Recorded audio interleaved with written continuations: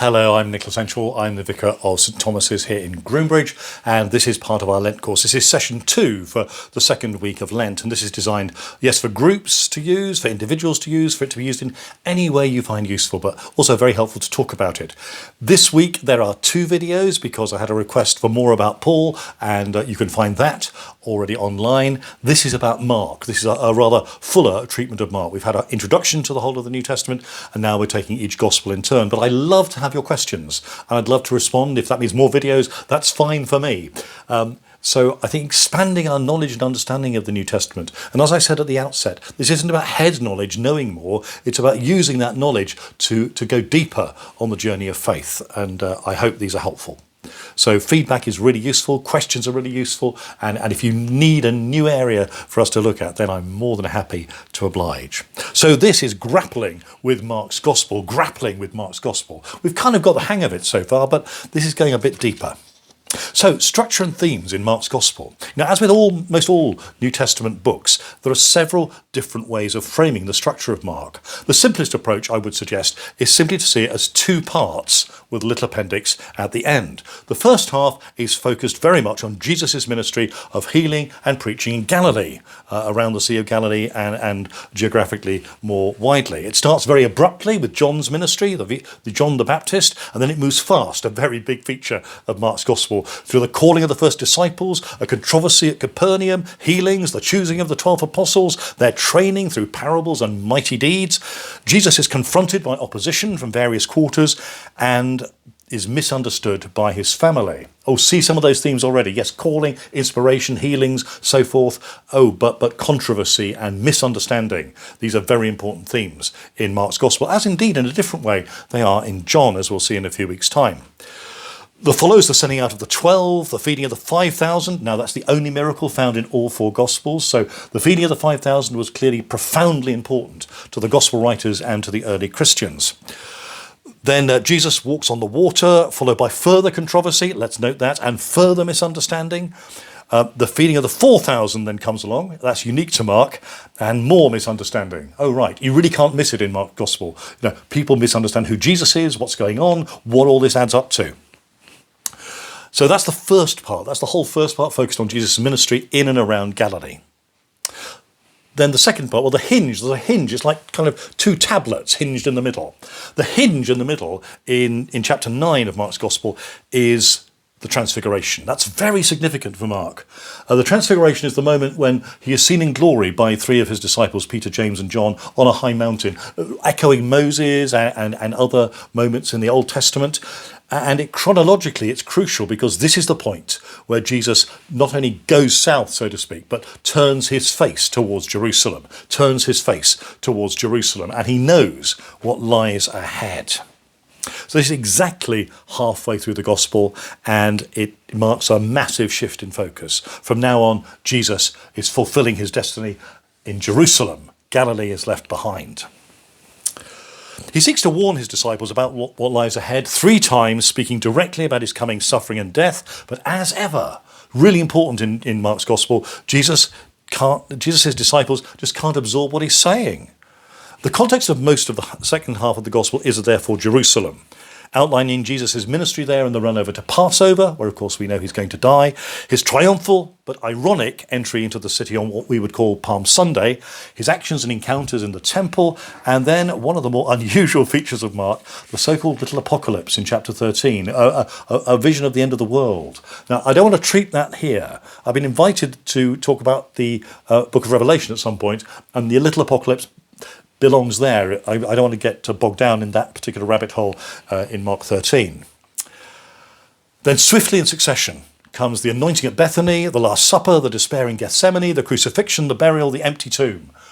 There is no stopping for breath in this narrative that Mark gives us. And then, straight after the empty tomb, the last words of Mark being, for they were afraid, a very, very strange line to end on. In most Bibles, you will find an appendix, chapter 16, verses 9 to 20. That contains descriptions of the resurrection appearances. Beyond doubt, these are later additions to Mark, by people who didn't understand the point of Mark, to make up for the fact that Mark's Gospel contains no resurrection appearances. I think we'll try and discover why. I want now to reflect on three key themes in Mark. They're kind of themes to have in mind whenever we're reading Mark. They kind of open up the can, so to speak. The identity of Jesus in Mark, the cross and resurrection in Mark, and the disciples in Mark. So first, the identity of Jesus in Mark. In Mark, and this is really unusual, it's very different from the rest of the New Testament, Jesus can only be recognised as God after he has died on the cross. Let me say that again.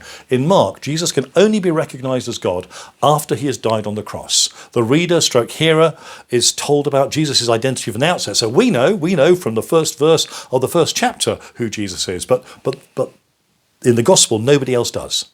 This is confirmed by the voice from heaven, you are my son, the reaction of demons, he is the Son of God, I know who you are, the Holy One of God. But that identity is kept secret until the moment of Jesus' death. The crowds, the religious authorities, and even the disciples fail to understand who Jesus is during his earthly life, despite his teaching and preaching and his miracles. It's worth noting that although Mark includes many miracles of Jesus, as the other Gospels do, they have very little effect on leading people to a correct understanding of who Jesus is. Indeed, while trust in Jesus caused some to seek his miraculous help, there is no indication that anyone was led to see Jesus as Son of God because of the miracles in Mark's Gospel.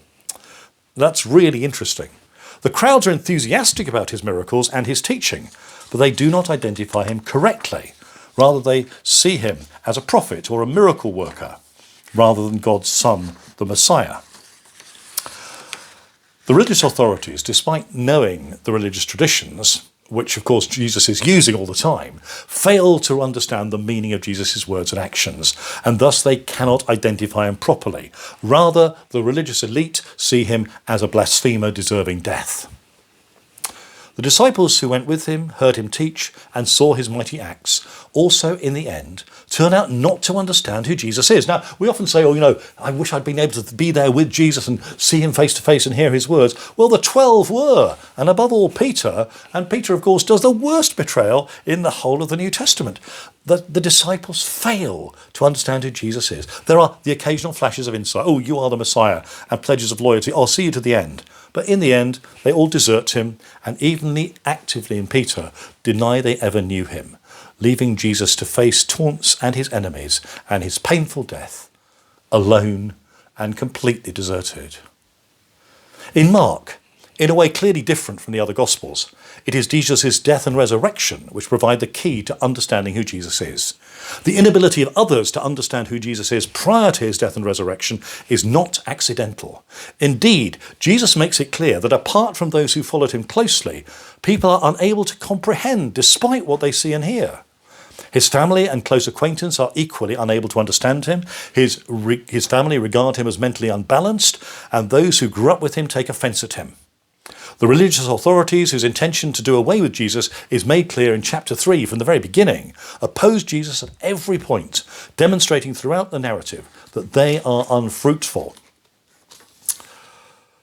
In a sense, we might expect misunderstanding from some of these groups, but Mark makes it quite explicit that the one group we would not expect this from, his disciples, not only do not understand, but are actively prevented from understanding.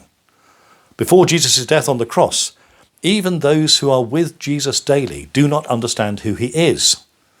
Even their apparently correct confession, you are the Son of God, you are the Messiah, is demonically tainted. Get behind me, Satan, he says to Peter, and does not share the divine intent of Jesus.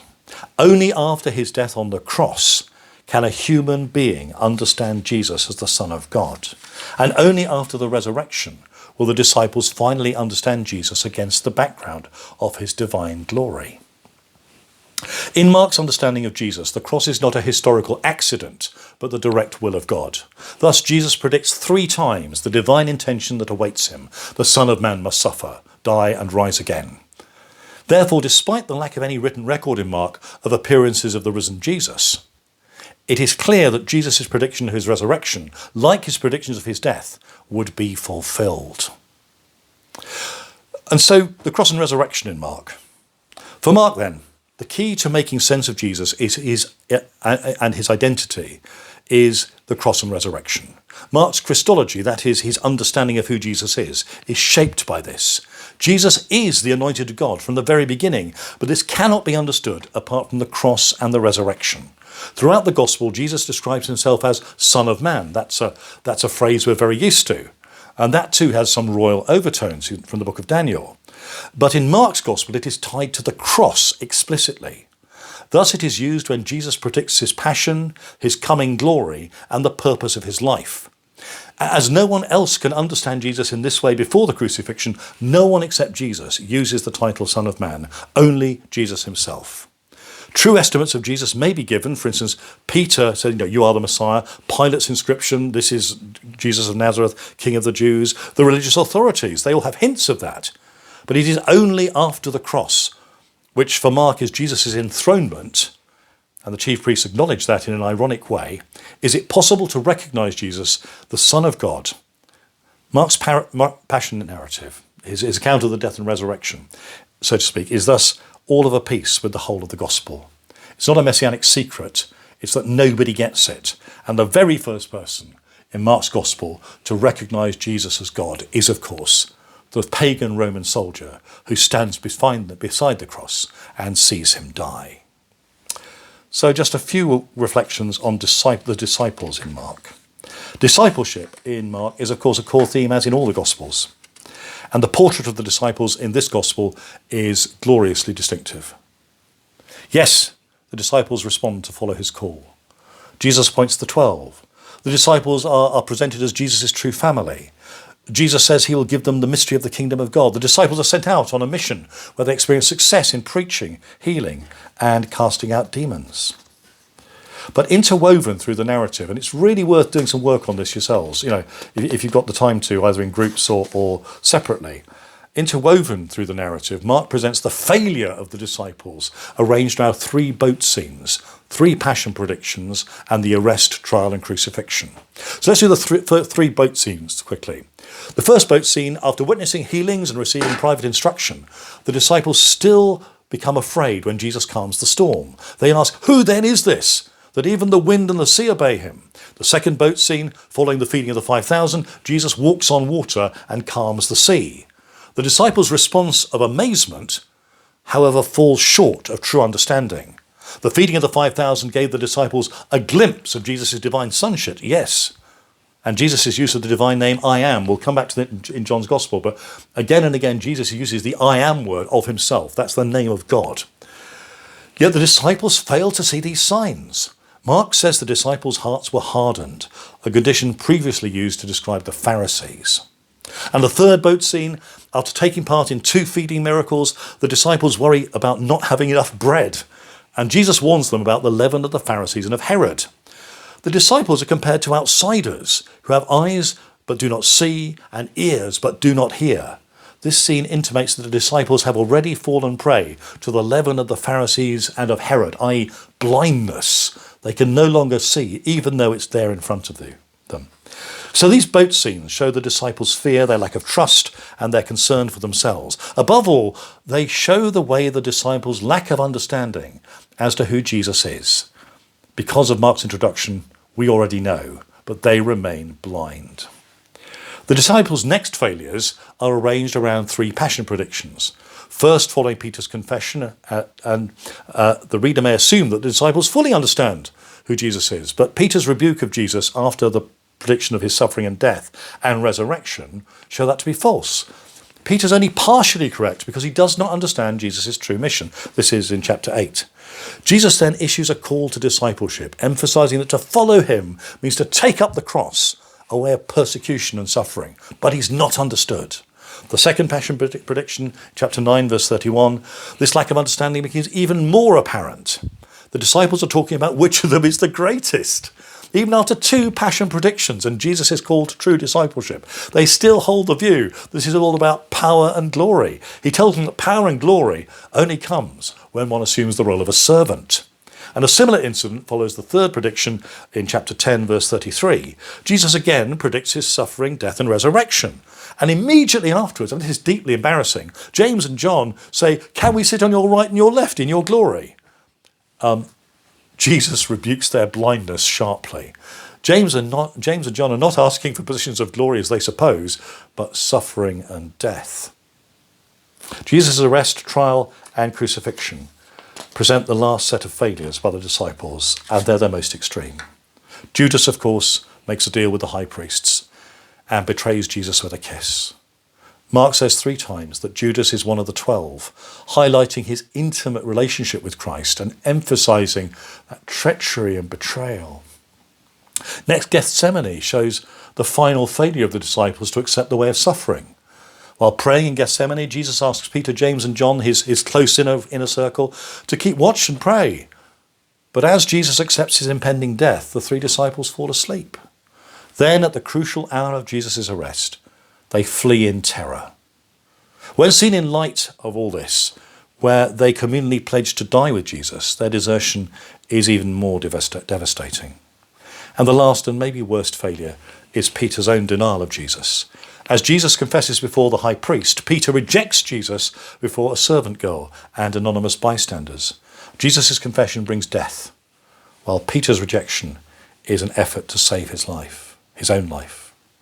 Alongside this, though, let's also place some positive examples of discipleship in Mark's Gospel. But note, they're all in the Passion narrative, and they're all about outsiders. First, the woman at Bethany, who portrays the absolute devotion of authentic discipleship. Next, Simon of Cyrene, who fulfills the command by carrying Jesus' cross when nobody else does. The centurion at the cross, the first to recognise who Jesus is and making a true confession of Christ as Lord. And Joseph of Arimathea, the one who asks for Jesus' body and does a task which none of the disciples had the courage to do. Well, that's a whistle-stop tour of themes, ideas and structure in the Gospel of Mark. I'd suggest it's much more thrilling than we thought it was. This is a short book of 16 chapters, but leads us to the heart of the matter. And invites us not to be like the disciples, but to be like Joseph of Arimathea, to be like Simon of Cyrene, to be like Mary of Bethany, to recognise in our own lives who the Lord is, not just the Lord of our lives, but the Lord of the universe, and invites us to respond in faith, hope and gratitude.